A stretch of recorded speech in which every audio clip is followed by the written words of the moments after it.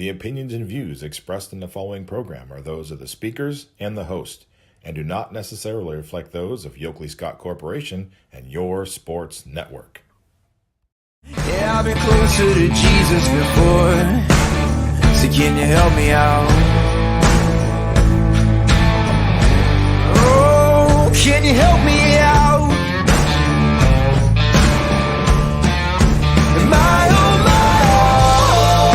Am I on my own? Or can you help me out? Am I on my own? Am I on my own? Or can you help me out? Can you help me out? I've been scared to look in my soul.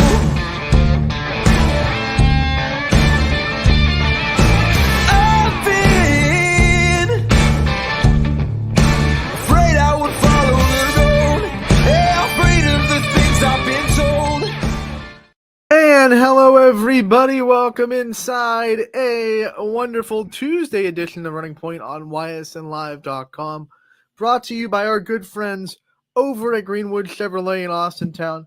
I'm going to go ahead and put them in the top right-hand corner of the screen so you know where to go.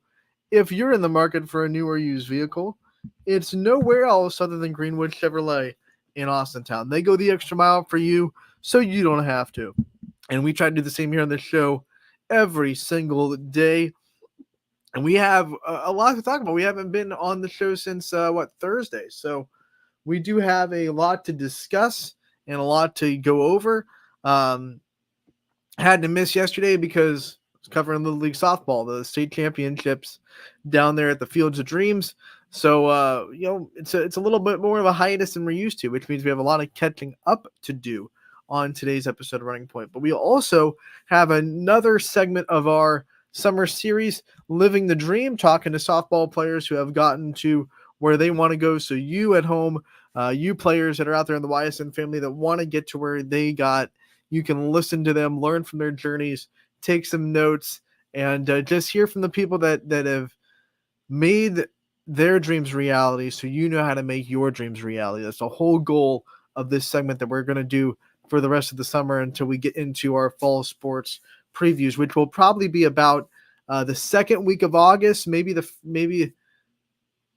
volleyball tryout should be the first week of August. So we'll probably start doing volleyball, soccer, football previews with Coaches Corners towards the second week of August. That's kind of my goal. Got to reach out to these coaches and get a timeline of when they want to do their interviews. But usually we just do it second week, third week of August, that kind of span. I know volleyball starts a little bit earlier than football, so we'll try to get volleyball taken care of before the start of their season. We'll get as many teams and coaches as we possibly can, of course, and we'll have some fun with that. But in between that and then, we're filling up the rest of the summer with, like I said, these Living the Dream segments of this series that we're doing throughout the month of July, which have been really fun so far. We continue today, by the way, with YSU's own Sarah Fessler, I believe, got a fact check, but I believe the first YSU softball player to sign a professional contract with the Texas Monarchs. She's down there playing with some really big names. And also, by the way, the person that drafted her and got her down there, Alex Powers, who played and had a wonderful career at Florida State and is doing a lot of good things for professional softball in an executive role now. So Sarah Fessler from YSU living out her dream to become a professional softball player. She's going to be the one that you're going to hear from today on Running Point a little bit later. But we do have, like I said, a lot to kind of go over. We will start with the Little League softball tournament. Back on Thursday when we signed off, we only had one night in. So a lot of stuff happened between now and then. We will fast forward in time and just tell you, hey, these are the teams that got to the championship. And TenU, no shocker to anybody that Wheelersburg has a good program in TenU softball because, hey, look at what their varsity team's doing. They've won 2 of the last 3 state championships in Division III. I think they've won 5 overall, if I'm not mistaken, as a program. right up there in the list of premier softball programs in the state of Ohio. So no shocker that Wheelersburg has a really good fundamental foundation to their program in the 10U level. They made it through the losers bracket. They got into the championship series on Monday. And in game one, remember, because they came out of the losers bracket, they had to beat Canfield not once but twice in one day, a doubleheader, a tall task to ask of anyone. But they came up on the first game Monday. Wheelersburg got the win in 10U. It was a pretty impressive game from Wheelersburg. Reese Grimes, who had pitched her whole tournament for Wheelersburg, pitched every inning up to that game and pitched every inning in this game. I am so impressed with her as a 10-year-old. I mean, Reese Grimes, if you're out there, if you're watching from Wheelersburg, my hat goes off to you, young lady. I can't wait to see what you do in your future. She has all the tools there that you want to see out of a 10-year-old pitcher to get where you want to go. Their velocity is right where you want it for a 10-year-old. She's working both sides of the plate. She has pretty good command of her spin. Everything that you want to see out of a 10-year-old pitcher, you're starting to see. And if she continues that path and continues growing, I'm excited to see what she does in the 12U and going into the 12U, because that's a little bit of a step up. You're pitching from further away. That means your spin has to be better. Your velocity has to be a little bit better. So I'm excited to see what she does going forward. I'm pretty sure she'll be going into 12U next year, if I'm not mistaken, because she was on the 10U team last year that lost to Boardman in the championship in 10U. So I imagine that she's probably 10 this year, going to 11. Can't confirm that, of course. But I think we might be able to see her in the 12U side of things next year, which should be exciting. And that should go for most of this team, because they're almost all returning from last year's 10U team that went to the state final and dropped it to Boardman. So this Wheelersburg team is really exciting. It was fun to cover them all weekend, but they did win game one against Canfield on Monday. First game of the day for either side. 12U didn't start till noon, so this was bright and early, 10 a.m. start. Reese Grimes threw a no-hitter in a 2-0 victory for Wheelersburg. Their offense scored 2 runs in the first, and that was all that Reese Grimes needed. Bryn Williams came up with the big 2 RBI base hit. A couple of kind of funky ways to get on base there. They weren't hard hit balls, and then Bryn Williams came up with a solid single to score 2. I want to give a shout out though to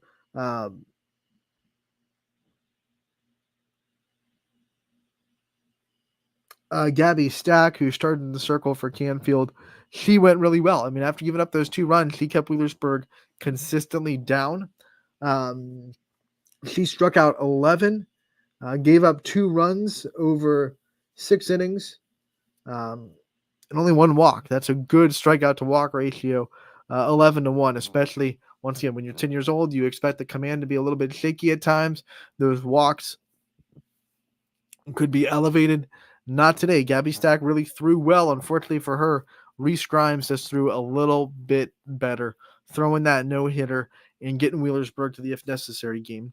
So how that works is, unlike districts where you'll win once and then you have to come back the next day and win again, districts were spread out championship in 2 days. This one spread out in 1 day. So Wheelersburg had to regroup 30 minutes, come back on the field, and beat Canfield again. And they had a chance. I mean, this second game we're going to talk about, game 2, winner take all, it was exactly what you want out of that kind of atmosphere. Both teams scored in the first inning. It was 1-1 after 4. And then you kind of felt like Reese Grimes, who pitched every inning and then started that game, pitched the first 4. She started to just run out a little bit of juice. And you could tell the command was starting to shake a little bit, which is very understandable. I mean, that's a workhorse performance. Canfield was able to score 4 runs in that inning to take the 5-1 lead. They held on to it. Wheelersburg did fight in the bottom of the 5th. I had a chance to go down from the 12U game and watch the last inning and a half or so.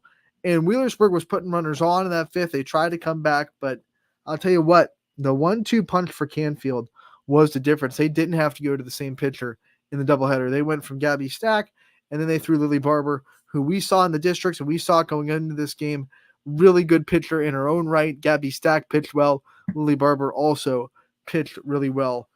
Gave up just that one run on 4 hits over 6 innings. She struck out 9, walked 3. So not a bad day at all. I still would take a 9-3 strikeout to walk ratio any day. That is what, 1-3, right? If you go to the least common denominator there. So one out of every 3 for every 1, 3-1 strikeout to walk ratio.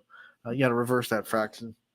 I haven't done math, like head math, in a long time, so you got to give me a break. I'm a Georgia Tech fan. I was never a Georgia Tech student. All right, math is not my strong suit.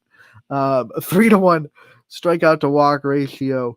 That's good. That's really good. And once again, she pitched really well. Remember, she was the one that pitched them to a district championship too, in those 2 games that they won over Austintown to get to this point.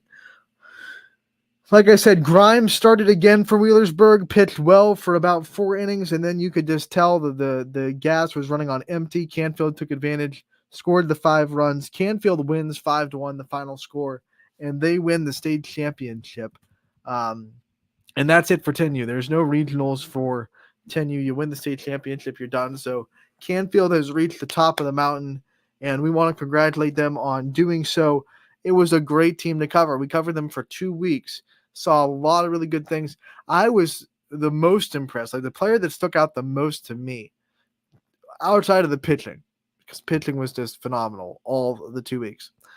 I really like this Michaela Lang, the catcher and the really good hitter. I think she hit third most of the time.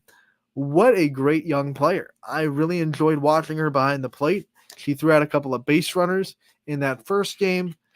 Really fun, really good player, really good catcher, set up in the right spots, high level framing. I saw some framing there that I love to see out of a 10-year-old catcher.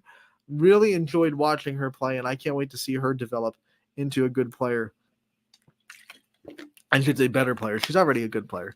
Can't wait to see her develop into a better player as the years goes on and she transitions into the 12U in a couple of years as well. So Canfield, once again, congratulations to all of you on a great tournament, sweeping your way to a state championship, but then coming back from the brink in districts just to get there. What a fun ride it was covering you for 2 weeks, and we can't wait to see you back again next year at the Field of Dreams. So now we go from that to the 12U state championship. This was between Austintown and Hamilton. I think a lot of people were a little bit surprised Hamilton got to the championship yesterday by a great performance, beating North Little League by the final score of 8-0 in Sunday's elimination game. They come into yesterday though, they knew it was going to be a really tough mountain to climb against this Austintown team that went to the World Series last year and returned a ton of those players. And it was a tough mountain. Austintown wins 18-0, your final score after 4 innings. I will say though, one of the things that I enjoyed with Hamilton, the start was right there. They did not come out intimidated. They did not come out nervous. I felt like that first inning was right there. They went 1-2-3. Austintown went 1-2-3 in the first, and they're hitting. It's Mila Hamley. You're gonna take a minute to get to that, but their defense was playing well, and then a couple of runs score in the second, but they look like they're going to get out of it. It's bases loaded, 2 outs, 2 runs in. You feel like if they can just get this out, then they can go into the third with just a 2-0 deficit, trying to stay in this game, trying to keep them. But props to Austintown, props to Peyton Severn for coming up towards the bottom of the order and just rocking a bases clearing base hit to score 3 runs. And it felt like from that point on, the sails were just gone from Hamilton. That broke the back, whatever metaphor you want to use. Everything that Hamilton had going for them was gone when they were down 5-0. Because against Mila Hamley, let's be honest, 5-0 feels like 15-0 at that point. And that's exactly how Mila Hamley pitched the rest of the game. She pitched all but the last one. She pitched 3, gave up no hits, just one hit batter, one base runner, and she's electric, right? But then they brought in Mike Sell to relieve her and pitch the last inning. She looked really good as well. Everyone in Austintown looked good, right? There was nothing there. They just took care of business, and they're going on to regionals in, I think the official city is White Hill, but it's pretty much Indianapolis.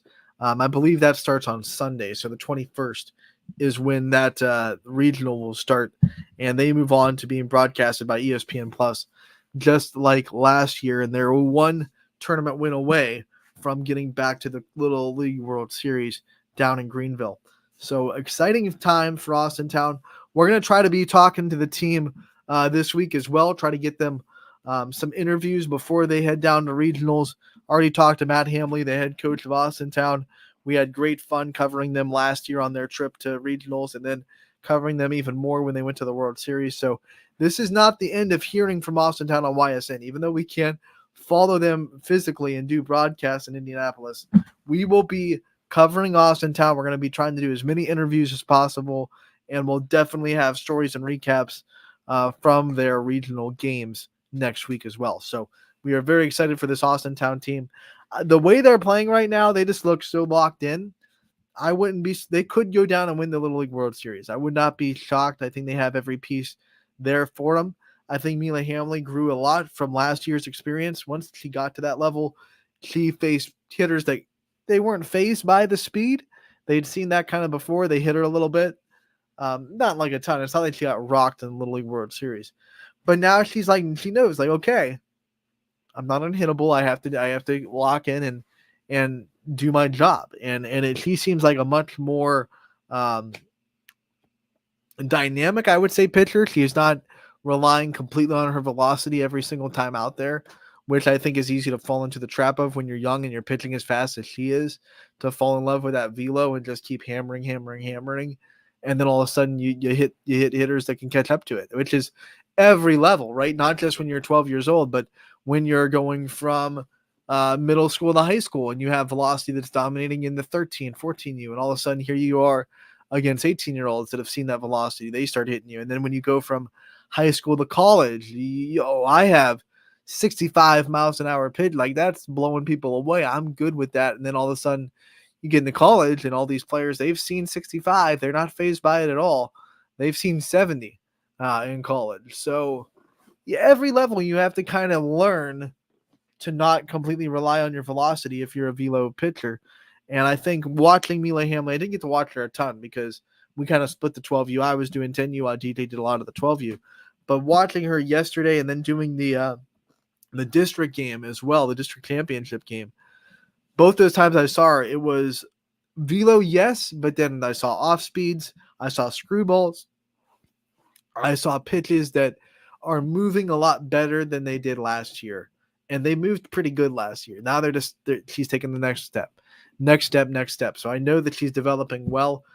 She's being coached well, and the pitch calling is also really good as well. So I like what I'm seeing. from Austintown. They head on to regionals again this week. That starts on the 21st. They win the state championship over Hamilton, 18-0. Before I wrap up my recap of the state championships, I want to give props to this Hamilton team because they are the first Hamilton softball program to go down into state. They're the first team that the program has been able to send. 12U and 10U both got to state this year, which is big for that program. That baseball program runs the show, and they should. They're a very good baseball program. They've been to like 30-plus state championships in a row for baseball. They are cream of the crop when it comes to Little League in Ohio down there in Hamilton. So their softball team taking a step in the right direction is really good to see for softball fans, that, hey, we're going to raise the bar. We're going to get to that level eventually. It might take them 30 years to get to baseball's level with what they're doing. They might get to baseball's level by the time I'm, 60. But at the same time, you got to take the first step. You got to be able to say, hey, we're going to go to state. We're going to compete in state. 12U get into the state championship. That is a feat in their own right. The first trip down there and you go all the way to the championship, you work your way out of the losers bracket. You beat a team that is probably, the quote unquote favorite to get out of the losers bracket with the way North played on Saturday, with a 2-0 shutout pitcher's duel victory. You beat them 2-0. and then you're sitting pretty. I think there's a lot of things going right for Hamilton, and they'll be back next year, and I can't wait to see what that program continues to do to grow their talent and keep getting teams back to state. I love when programs like that take their first steps into greatness. And Hamilton, once again, 10U, I got to see their 10U team and their 12U team. A pleasure to cover, a pleasure to be there at YSN. And I also want to give a shout out to everyone that watched from outside the YSN family during this Little League tournament. Said it before on the broadcast, but if you're representing a school like Wheelersburg, like Hamilton, like Olentangy, whatever it may be, I know North is kind of like Stowe Monroe Falls. If you're out there and you liked what you saw all week from YSN's coverage, their broadcast, that is open to your high schools. We do not turn high schools away. It is free to the school. Make sure that your administration reaches out to YSN. We'd love to talk about what it's going to take to get your high school as a member of the YSN family. We have no restrictions on, we're located in Youngstown, but we're kind of covering Pepper Pike Orange, which is, so that we have no barriers on how far we can go. It's just, do you have someone there that'll work for YSN, and can we get them equipment? That's kind of the two things that we need, which are getting equipment there pretty easy. Just having someone in the community that wants to be the YSN representative, thumbs up, you're good to go. You're greenlit. So every athlete, every sport gets covered if you're a member of the YSN family. And we love for those communities that got a little bit of taste of what YSN is about this week to hop on board and be new members of the YSN community. We love to have you. And if you're in that boat, once again, you can reach out to YSN on any social media platform, Facebook, Instagram, Twitter, X now, I guess you could call it, or you can email info@ysnlive.com. Get that conversation started. Get the ball rolling so you can learn how to be a YSN team and be a part of the YSN family. Can't wait for you guys to come on board. Let's go. Let's get Wheelersburg on the YSN family. They're trying for a little redemption in the softball world as they got stunned in the tournament this year. And next year that softball team is going to be having their own revenge tour. Canfield had one this year for us on the YSN family. I think Wheelersburg's going to have a revenge tour this year. They felt like they were bound for 3 state championships in a row. They got stunned, and now they have to come back and do it all again. So Wheelersburg, come on board. Let's go. Let's get you a part of the YSN family. Once again, we'd love to have you. And I loved having the Little League coverage this week. And I wish everyone the best of luck going forward and whatever you're doing, and especially Austintown going to the regionals in Indianapolis next week. Once again, we will have coverage of that with stories, recaps, interviews, all that fun stuff coming up. We never ever slump when it comes to coverage of local people doing amazing things, or I should say YSN family people, because local is such a restrictive term. We cover Orange, we cover Louisville, we cover you cover Hoban. We are not hyper local. So anyone in the YSN family that's doing great things, we love to cover them, and we will continue covering Austintown 12U through their run to regionals. Can't wait for that. As for us right now on the show, we're going to take a commercial break. When we come back, it's our next segment of Living the Dream. You'll hear from former YSU Penguin and current professional softball player with the Texas Monarchs, Sarah Fessler. That's coming up next on Running Point, brought to you by Greenwood Chevrolet in Austintown. 21 News delivers the news as it happens, using the latest technology from where it happens. Live here outside the Mahoney County. On air, online, Wednesday afternoon weather update. Very dangerous. and on the 21 News social media platforms. I'm on the road right now. 21 News, the Valley's only locally owned source for trusted news since 1953. Craftsmanship to us is 60 years of pride and dedication. Passed down from generation to generation. The hardwood floors that your kids take their first steps on. The solid wood doors you quietly close at night. The things we create day in and day out are the products that end up turning your house into a home. At Baird Brothers Fine Hardwoods, uncompromising quality and craftsmanship built our business. And it will keep us moving forward for generations to come. Going the extra mile at Greenwood Chevrolet means we want to take care of the community that takes care of us too. And we have to work together always. And that's how you stay in business for 40 years. You know, I love being a helper because when I help somebody, it makes me feel good. It means a lot that I can make a difference in others' lives. So I will do everything I can and just being there for them every step of the way. I want them to know within the first 5 minutes that they could depend on me. That's what going the extra mile means, only at Greenwood Chevrolet. Before the lights come on, before the workday begins, before a long day is ended, or it's time to have fun, it all starts with the people at Joe Dickey Electric. From replacing a light fixture in your home to building a substation for your business, no job is too big or too small. The people of Joe Dickey Electric power them all. Joe Dickey Electric, over 60 years of powering the Mahoning Valley.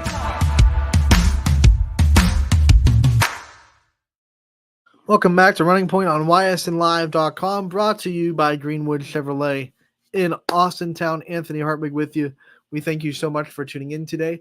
And now we're going to continue our segment, or I should say our series of Living the Dream, and a newest segment with YSU's Sarah Fessler, that is now playing professionally as a member of the Texas Monarchs in the WPF.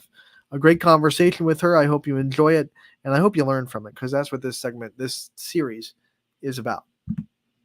Anthony Hartwig here with another segment of what we are calling Living the Dream here on YSN. We are joined by someone that Youngstown State fans probably pretty familiar with, especially the last 2 seasons of softball. Sarah Fessler joins us, now a professional softball player, living it up in the WPF in Austin, Texas. Sarah, thank you so much for taking the time to join us today. We appreciate your time. Yeah, of course. Thanks for having me.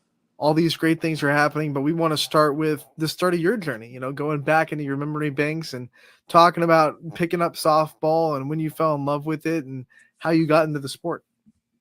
So basically, I mean, if we're going to throw it all the way back, we're going to go back to my dad playing slow pitch softball, and he always was bringing me to his games. And all I wanted to do after that was be like, Dad, let's go outside, let's play catch. And I'm sure he had just about had it. So he's like, we need to get her on a team for sure.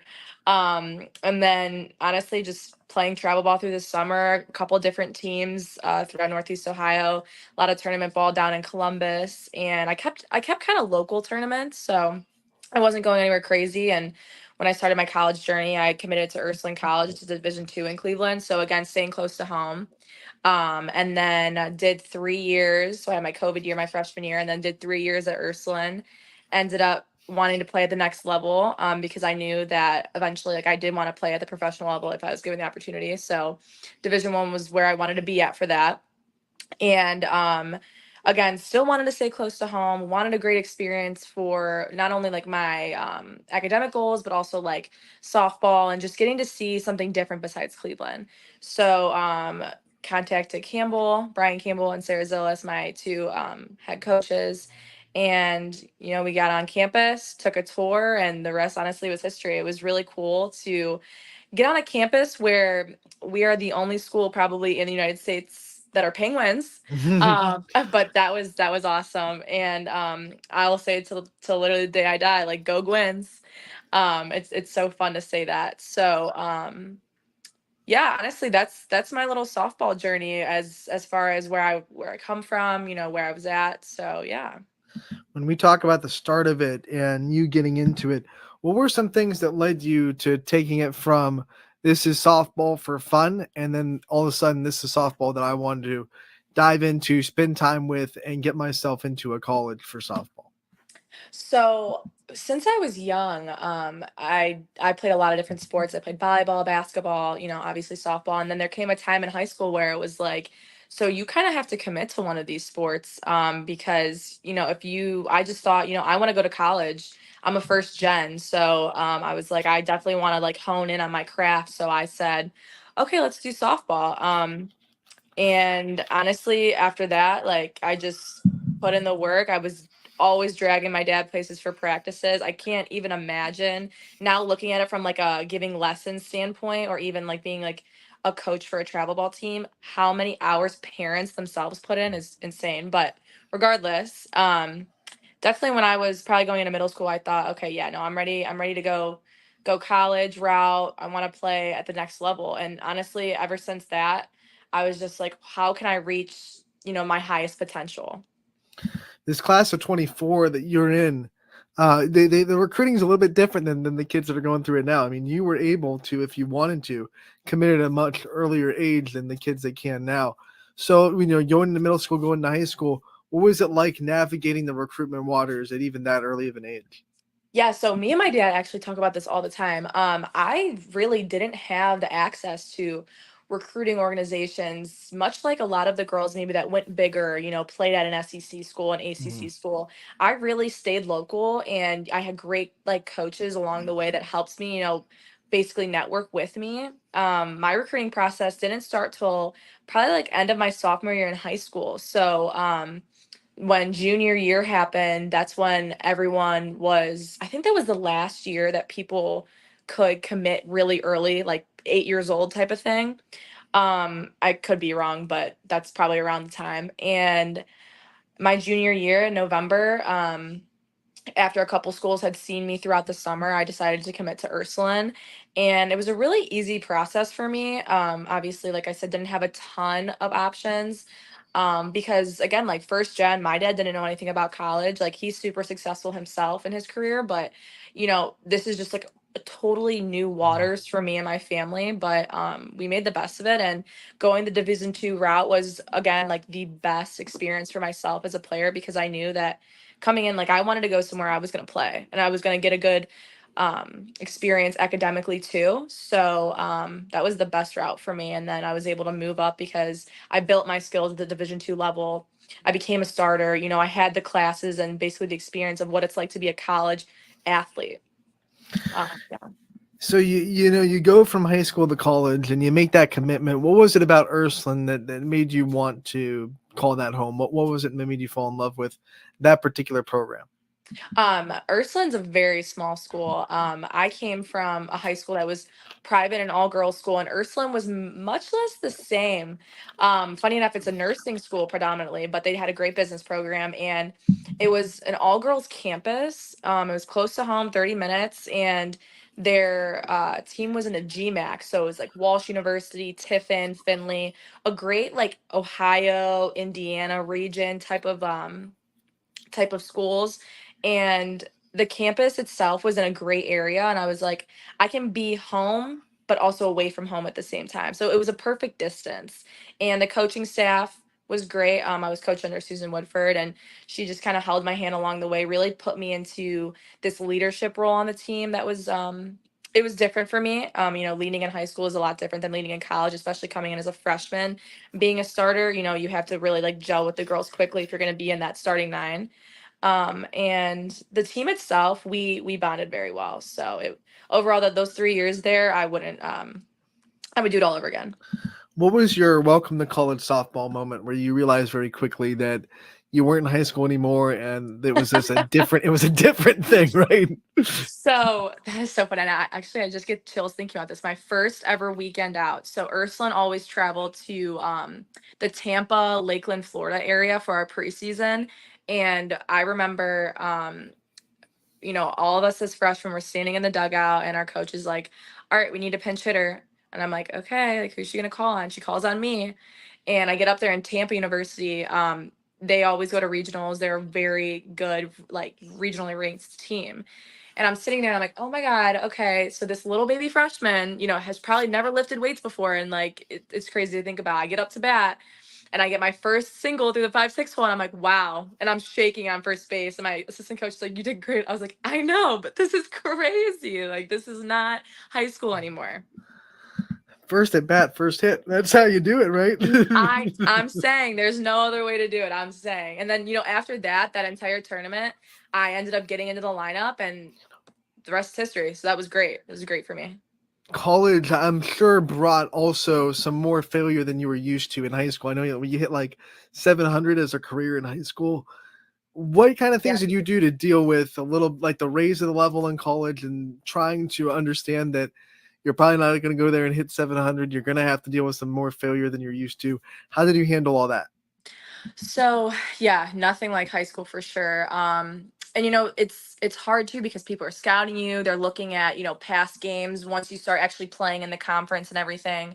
Um, it was a lot of mental game. And I didn't obviously I'm playing softball and I'm having fun, but the mental aspect is so important. So I started working with sports psychs and just kind of playing loose, always playing loose, kind of going back to like basics. If I was not like getting the best at bats, or if I'm not getting on every time, going up there and pretending I'm hitting front toss is seriously like what I would tell myself. And I had the best junior year of my life at Ursuline because that's literally my mindset. And obviously, I couldn't do that every year. Um, I just didn't really think too much into stats because if I did, I knew that that would affect my playing. It would make me think too much. How strong of a mental player do you think you were going into college? Do you think you were already kind of set in the mental aspect that you needed, or do you think when you started college, like you had to really change your mental approach to deal with, like you said, the mental game of college softball? I definitely think that I had to change my approach. I didn't think I really had any approach. I didn't really know anything about it. I showed up to the field and I was like, okay, let's play. And that's never a bad way to play. But that's also when I was seeing success of batting 700 in high school. So I definitely had to work on that and not overthink it. So yes, the mental game aspect is so important. You really want to be ready to encounter failure, or, if you don't put a bunt down in a really big situation, like being able to be like, hey, it's okay. Like, you're going to get the next one. I just think that don't overthink it because sometimes that could also hurt you if there's too much mental preparation. Sometimes you just got to put on your cleats and play. Senior year comes around, you get the chance to go to YSU. You have 2 years of eligibility. You spend 2 years here in Youngstown. Talk about first the decision to go to Youngstown State and how that came about and why you picked YSU and Brian Campbell and this program, and then what it was like to kind of transition from D2 to D1 and what are the changes that you saw in that softball. So, like I said before, when I was looking to transfer, I wanted to stay close to home. And I had told myself after I started at Ursuline, I was like, I know that I want to play at a higher level, but I need the experience first. And so my dad was like, okay, do it. You got this. And basically, Campbell took a risk on a D2 kid as a transfer student. I mean, a lot of Division 1s, I'm not sure, like would look in the transfer portal for a Division 2 transfer. I mean, I'm not really sure, but they probably would want somebody that's already at that level. So he definitely took a chance on me. And obviously he doesn't know me, so I had to go in there and grind and work. And I ended up seeing myself in the lineup a lot throughout the fall season, but what really wasn't sure. What really like sold me on the school was the facilities. I mean, we look at Youngstown State and the Penguins like athletic program is like their Cleveland Browns from Cleveland. Like I swear to God, everyone's like roll wins. And I love that. I do. It's something I've never experienced before because Cleveland is such a big city. So I thought that was really cool. And not to mention their penguin fire hydrants. I thought was really funny. But back to the softball aspect, the way he runs his program, like Campbell told me he's pretty cut and dry. Like, you just get in there and work and we'll get you a position. I came in as a utility and I found myself a little bit at shortstop, which is where I played at Ursuline. And then it just made sense for me to play second base. I played second base when I was young, and that's where I started in the infield. So, yeah, I just kind of meshed into there and then got into the leadoff spot, which I've pretty much batted in most of my career. So it was pretty comfortable for me. One thing, if you follow Youngstown State softball on social media or you follow any of the players, like this team knows how to have fun. Like you guys stay loose, you guys have fun with each other. What's it like to be in a team atmosphere like that in the college level where you can get so caught up in the pressures of college and pressures of trying to go out there and succeed at that level where it's D1 and it's almost even more of a job than the other divisions are? How were you guys able to stay so loose and have so much fun with it? Honestly, I think us being just such an inexperienced team playing with each other. They had some girls that were successful. They were in the 2021 team. I think like one or two girls. Really, it was just me and Conchetta, fifth years, that had like 5 years of college experience. And then we had some seniors on the team, but a lot of it was our joking and like fun loving atmosphere. A lot of it had to do with like our social media presence. So we were always doing funny hashtags on our game day posts, or we're chirping in the dugout and we're yelling and we're just cheering each other on because we had such a competitive spirit individually that at practices we are making sure that we're getting the job done. Okay, we're making adjustments quickly, and so that it translated for us on the field when we actually like competed in games. So yeah, it was pretty easy to just mesh together and just do our thing on and off the field. The softball cliche is it's a game of failure, right? And Youngstown State didn't get their storybook in they can write. You can't write the results. As a senior in your last year, what was it like to kind of have to put that in a box and just say, okay, I have to take what I can from the season, even though it didn't end exactly the way we wanted to, and still take everything that I can from it, and then move on to the next chapter, which we're going to talk about here next. Obviously we wanted to win our conference tournament. That's always our goal. But we were really happy with how we ended our season with it being our regular season conference champions. That was our goal going into fall season even. We said, what do we want to be as a team? We want to be a family and we want to be competitive. And how are we going to get there? And weekly we would go over our coaches would ask us, okay, what's your goal for the week? How do we want to look at practice? And then when we got into season, they'd ask us the same questions, and we would check in every Monday and to see if we got there or not. And then if you said yes, great, keep working on that. If you said no, how can you fix that? And really, like those weekly check-ins, or maybe like every 2 week check-ins, that's how we were able to get the success that we wanted and get that conference ring.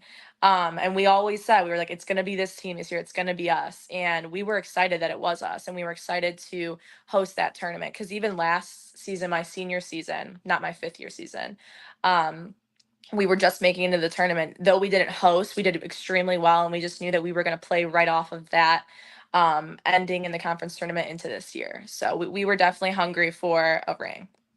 And now you go from that into the WPF, Women's Professional Fast Pitch, and talk about that opportunity, how it came about, and how you were able to just seize it and go out there and play for the Monarchs. So honestly, I can't even take like credit. I think this is so like the universe and God's doing, I swear. But a lot of it had to do with after season, I knew that I just wanted an opportunity. I wanted to reach somebody so that I could just play professionally. I know they're trying to build women's sports and they're trying to build a WPF league. And funny enough, I'm sitting there one day and I see that there's WPF tryouts and they're looking to draft girls on because there was already a collegiate draft. They're looking to draft girls from a tryout because there's a couple new teams in the league. And so I'm like, okay, well, I guess we're doing it. So you basically had to apply, go to this tryout at Jackie Robinson in Vero Beach, which is basically a training facility for baseball and softball. They've built it up throughout the years. And funny enough, I've been there before for a World Series tournament with RBI. I don't know if you're familiar. It's basically like a program ran by MLB teams and it's travel ball teams. So it's like a little league World Series, but it's RBI. And so I've been there before and I was like, okay, like it's all making a full circle here. And so we go there, it's a 2-day tryout, and I got the call from Alex Powers, and the rest is here I am. I'm in Austin for spring training and season, and it's unbelievable. But when I got here, so cool to mesh with the girls that played at different levels than me and played in different conferences. So yeah. Talk about getting a call from Alex Powers and how cool that was. I mean, we're talking about someone that has, all the softball cachet in the world, has her own, ACC softball podcast, all the fun stuff, played it and had a great career. What was it like to get a call from her and be like, yeah, we got you? Yeah, one, that woman is amazing and she does the most for Texas Monarchs and WPF as a whole. So kudos to her all day. And as a team, we are so grateful for her. But sitting in a hotel, waiting after a day of practice where it wasn't my best at spring training, was not my best. I'm waiting for a call from her and I get that. And I swear, I'm just like, okay, this is it. This is it. And just how exciting it was for her to say, like, Sarah, we would just love to have you. And I'm thinking Alex Powers wants me. Like, oh my gosh, like, okay, let's do this. And our coach Candace and coach, I call him Coach Gunna, but it's Tyler. They say, you're already a part of this team. It just makes sense. Because just the way that we meshed so well at spring training. So they decided to fully contract me after spring training. It was honestly surreal. And I just like was sitting there trying to be present, like I have reached every goal that I basically made for myself. And I think that that is so telling for a young athlete or a young softball player, that they make these goals for themselves, and it's like you can do it. Just literally set your mind to that and work for it. We talk about this league and this team that you're on. The team you're on, the roster is stacked. Like the Monarchs team is stacked. Yes. And then the league around you is also just ridiculously stacked. What's it like to all of a sudden be in a room or be in a field where you look around and you see players that have played in the College World Series, have played at Oklahoma City, have played at the Blue Bloods of these programs, and try to pick their brain, I'm sure, try to learn everything you can from them? What's that been like for you? You know, I've definitely realized that moving from Division 2 to Division 1, the speed of the game is different. Moving from Division 1, okay, mid-major, to now playing professionally, that is a whole different level of gameplay. The game's fast, and also we have to think about, how am I going to make adjustments when I'm playing infield? How am I going to make adjustments when I'm playing outfield? Because, you know, the time and the speed is just different. You know, you can't expect to turn a double play when you're playing at normal positions that maybe I would have in college versus now professionally. So picking brains of infielders that have played at a faster level is definitely interesting. But honestly, like, you put everybody on a pedestal, and as they should, they're great. They achieved such high things. But at the end of the day, like, we're all just playing softball. We're all playing the same game. And it's honestly, it's awesome. I would not trade this experience for the world. Did it take any time at all to kind of, I don't want to say take them off the pedestal, but, you know, go from looking up and then, okay, we're teammates, we're good, we're in the same room, we're all, you know, I don't need to, you know, act like you're, you know, a celebrity that I'm meeting for the first time anymore? You know, I don't really think there was any thought in my mind about that. It was more so that, you know, Alex kept reminding me, you know, you belong, and remember that, because I come from a mid-major, you know, I come from a Division 2 school. So just as Alex reminded me, you know, I belong here. I put in the work just the same. It was seamless transition for sure. Do you think transferring from D2 to D1 helped you transition again from D1 to professional?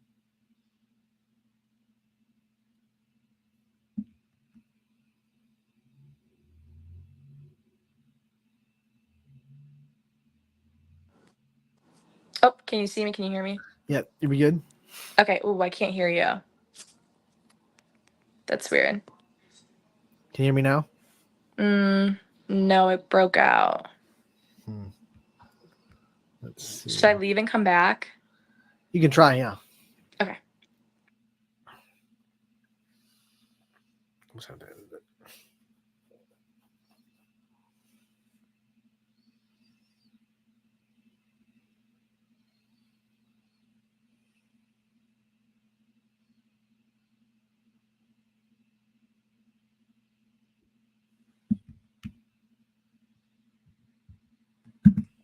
That's weird. Hearing me now? Yes, I'm good. Sorry about that.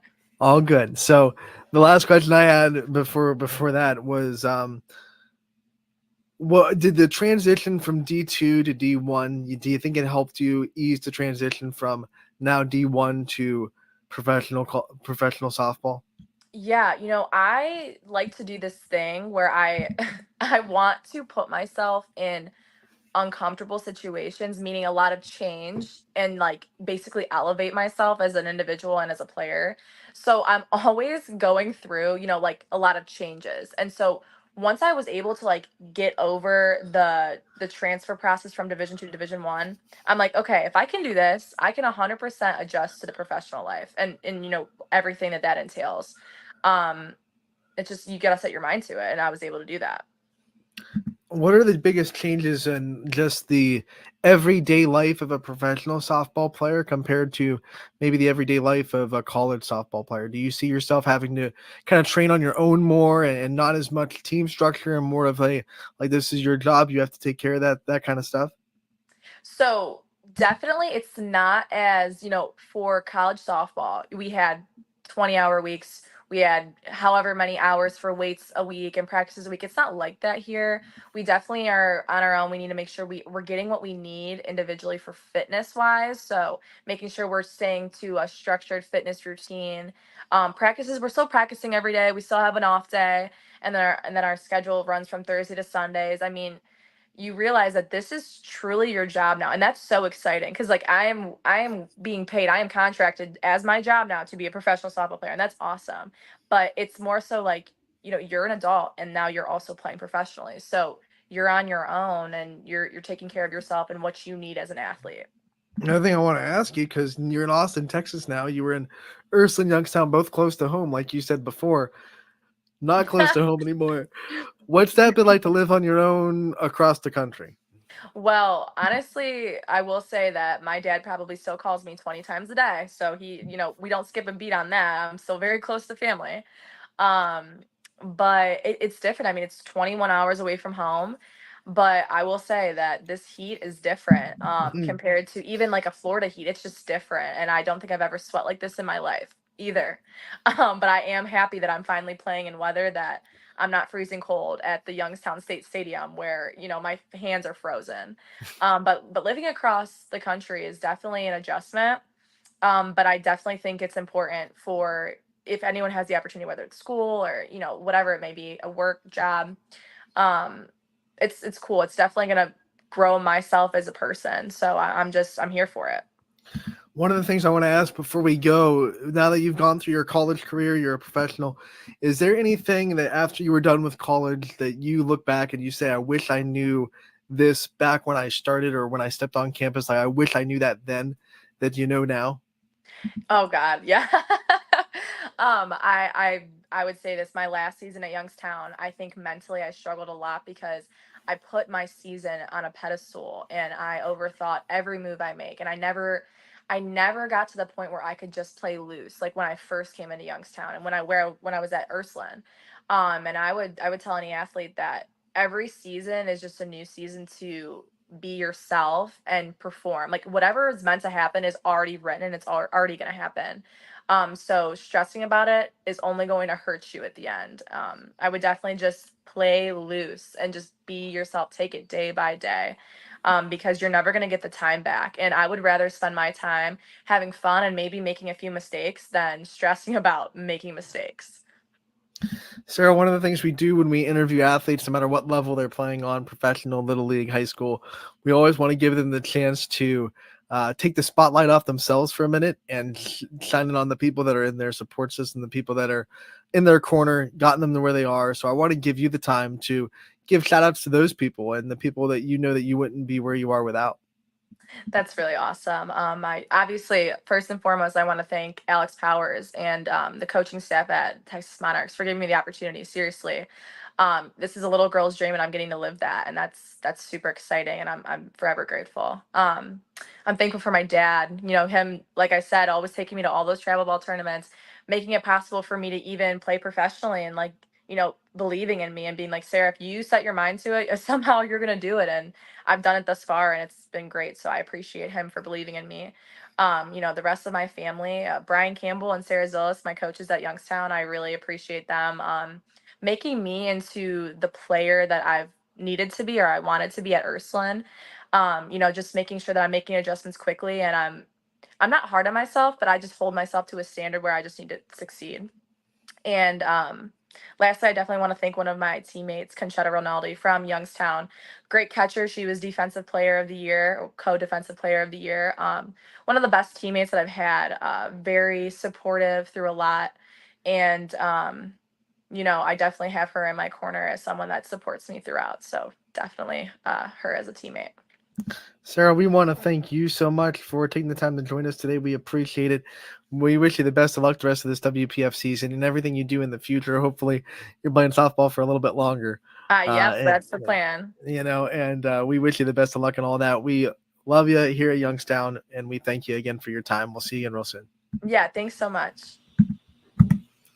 That was Sarah Fessler, former YSU Penguin, now current professional softball player with the Texas Monarchs. Catch them on the WPF YouTube page. They play Thursdays through Sundays for the next couple weeks. I think they're past the halfway point in their season, and then they'll have the Championships Cup playoffs as well. And what a great conversation that was with someone that kept raising the bar. And I liked what she talked about putting herself in uncomfortable situations and growing from it. You know, going from high school, okay, I got college, I'm in Ursuline, but I want to play at a bigger level, Youngstown State, and then okay, but I want to go more. I want more, and taking the step to go do a tryout for the WPF, and then landing that, and then moving herself to Austin, Texas, to be a part of this WPF season that. There were a lot of question marks about it. You know, the WPF this year looks a lot different than the WPF last year. And so there were a lot of things that swirling around the offseason. We didn't know if the WPF would still have a season this year. They banded together. They got one up. They've gotten a lot of great people in great situations. And to be able to come through with that, and what a great conversation that was with Sarah. We appreciate it. We thank her for her time. We thank all of you for tuning in to today's episode of Running Point for your time. We will be back here tomorrow. Scotty Mincher joins the fray like he does every Wednesday. Always fun with Scotty on the mic, and we'll have some fun with him tomorrow on Running Point, brought to you by Greenwood Chevrolet in Austin Town. 1 to 2 as always. Thank you so much for tuning in today, and we'll see you all